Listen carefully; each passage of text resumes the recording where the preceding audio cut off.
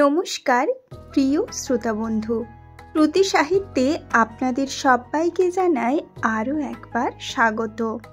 আশা করছি সবাই ভালো আছেন এবং সুস্থ আছেন। শ্রুতি সাহিত্যের আজকের বিষয়বস্তুটি হলো জন্মাষ্টমীর ব্রতকথা। আমরা সবাই জানি আগামী শনিবার জন্মাষ্টমী ব্রত। অনেক বাড়িতেই গোপালের পুজো হয়, অনেক বাড়িতেই গোপালকে নানান রকমের ভোগ দিয়ে আরাধনা করা হয় গোপালের।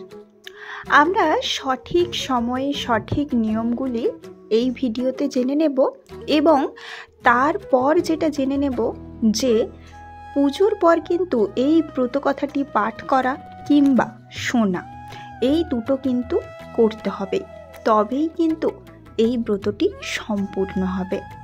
সমস্ত কিছুরই একটা ব্রতকথা রয়েছে। সেই ব্রতকথা অনুসারেই পুজো শেষ করার পর ব্রতকথাটি শ্রবণ করা কিংবা ব্রতকথাটি পাঠ করা, এটাই কিন্তু নিয়ম। তাই চলুন আর দেরি না করে সবার প্রথমে ব্রতকথাটি শুনে নেব। জন্মাষ্টমী 2025 অষ্টমী তিথি শুরু হবে 15ই আগস্ট শুক্রবার রাত 11:49। অষ্টমী তিথি শেষ হবে 16ই আগস্ট শনিবার রাত 9:34। পুজোর শুভ সময় 16ই আগস্ট রাত্রি 12:04 থেকে 12:47 পর্যন্ত। এটাই হলো পুজোর সময়, শুভ সময়। তো চলুন এবার ব্রতকথাটি শুনে নেব। মথুরায় উগ্রসেনের নামে এক অতি ধার্মিক রাজা ছিলেন। তার ছেলে কংস একসময় খুব অত্যাচারী হয়ে উঠল। সে তার বাবার রাজ সিংহাসন জোর করে কেড়ে নিল। তারপর সে মহাদেবকে আরাধনায় সন্তুষ্ট করে বর পেল যে শুধুমাত্র একজন বোনের অষ্টম গর্ভের সন্তানের হাতেই সে মরবে, অন্য আর কারুর হাতেই তার মৃত্যু নেই। এই বর পাওয়ার পর তার সাহস আর অত্যাচার অনেক গুণ বেড়ে গেল। শেষে অন্য সব অসুরদের সঙ্গে যোগ দিয়ে সে প্রচুর প্রচার করে দিল যে রাজ্যে কেউ হরিনাম করতে পারবে না, যে হরিনাম করবে তার আর রক্ষে নেই।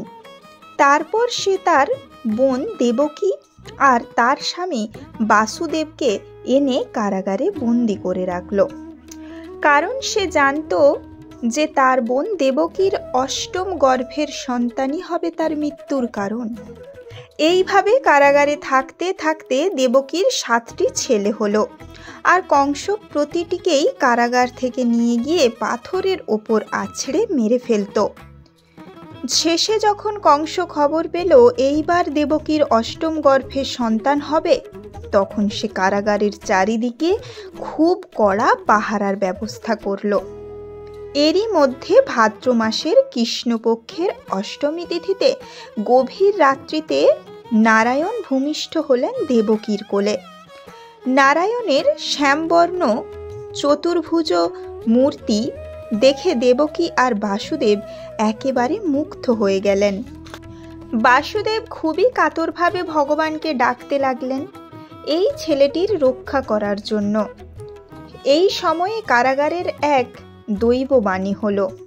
বাসুদেব শুনল, বাসুদেব, আমার মায়ায় এখন সমস্ত পৃথিবীর লোক ঘুমে অচেতন হয়ে আছে। তুমি এই মুহূর্তে গোকুলের নন্দনের বাড়িতে গিয়ে লুকিয়ে রেখে এসো এই শিশুটিকে।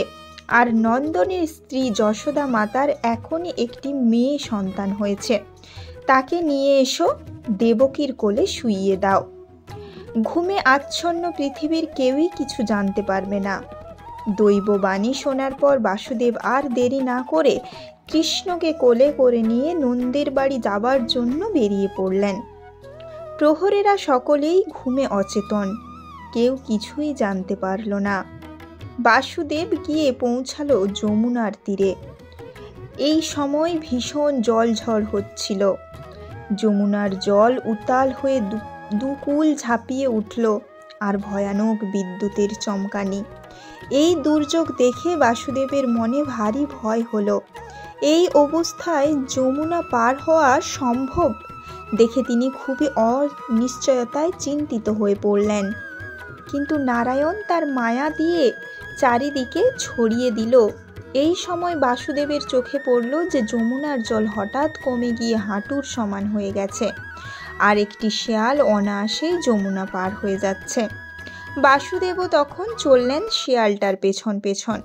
বাসুদেব ও তার সন্তান ভীষণ বৃষ্টি থেকে বাঁচবার জন্য নাগরাজ তার বিশাল ফোনা বিস্তার করে ফেললেন চারিদিকে তাদের মাথার ওপর।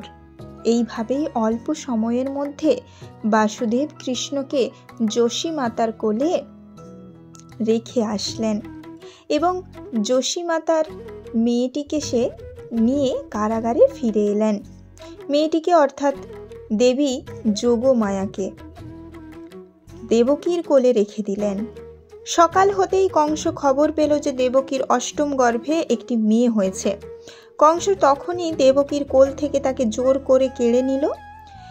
মেয়েকে দেখে বলল, এইবার তোর মৃত্যু, বলে তাকে আছড়ে ফেলে দেবার জন্য যেই না তুলল। দেবকী অনেক বিনিয়োগ করল, কিছুতেই কংস তার কথা শুনল না। যেমনি মেয়েটাকে পাথরে আছড়ে মারতে যাবে, অমনি সেই মুহূর্তে হাত থেকে ফসকে ওপরের দিকে উঠে গেল শূন্যে। সে যোগমায়া মূর্তি ধারণ করে শূন্যে মিলিয়ে গেল।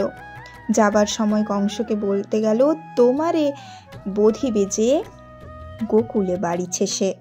তারপর সময় পূর্ণ হতে কংস শ্রীকৃষ্ণর হাতেই বধ হয়েছিল। এই পুণ্য সময় ব্রতকথা যে ভাদ্র মাসের কৃষ্ণপক্ষের অষ্টমী তিথিতে উপবাস করে থেকে মন দিয়ে শুনবে, তার 7 জন্মের পাপ নাশ হয়, অন্তিমকালে বৈকুণ্ঠ লাভ হয়। এই ব্রতের ফল কি? জন্মাষ্টমীর ব্রতে স্ত্রী পুরুষ উভয়ই পালন করতে পারে। এই দিন কৃষ্ণ জন্মগ্রহণ করেছিল বলে দিনটি খুবই শুভ। এই ব্রত পালন করলে সমস্ত অশুভ অকল্যাণ পাপ নাশ হয়ে যায়। তো এই ছিল আজকের ব্রত কথা। আপনাদের পুজোটি সম্পূর্ণ করার জন্য এই ব্রত কথাটি অবশ্যই পাঠ করা বা শ্রবণ করা উচিত। তারপর বলে রাখি, আমি এই রকম অনেক পৌরাণিক তথ্য আমার এই চ্যানেলে আপলোড করে থাকি। এই রকম নানান ভিডিও পেতে এই চ্যানেলটিকে সাবস্ক্রাইব করে পাশে থাকা বেল আইকনটি অবশ্যই বাজিয়ে দেবেন। কারণ কি, নতুন তথ্য জানতে আমাদের সকলেরই খুব ভালো লাগে। পৌরাণিক ঐতিহাসিক তথ্য জানতে আমাদের আরও বেশি আগ্রহী হতে হবে। আমি খুবই সহজ সরল ভাষায় আপনাদের কাছে প্রত্যেকটি ভিডিওই পৌঁছে দিতে চাই, যাতে আপনাদের শুনতে এবং বুঝতে ভালো লাগে, সুবিধে হয়। আজ এই পর্যন্ত। আমাদের শ্রীকৃষ্ণ, মা কালী, মা দুর্গা, শিব, আমাদের যত দেবতা দেব আছে, দেবাদিদেব মহাদেব, আমরা সবাইকে যেন আমাদের মনে যথেষ্ট শ্রদ্ধার সাথে স্থান দিতে পারি এবং ভগবানের প্রতি বিশ্বাস রেখে যেন আমরা আমাদের জীবনের পথে এগিয়ে যেতে পারি। এই বলেই আজকের ভিডিওটি শেষ করব। হরে কৃষ্ণ কৃষ্ণ কৃষ্ণ হরে হরে, হরে রাম রাম রাম হরে হরে। ধন্যবাদ, নমস্কার।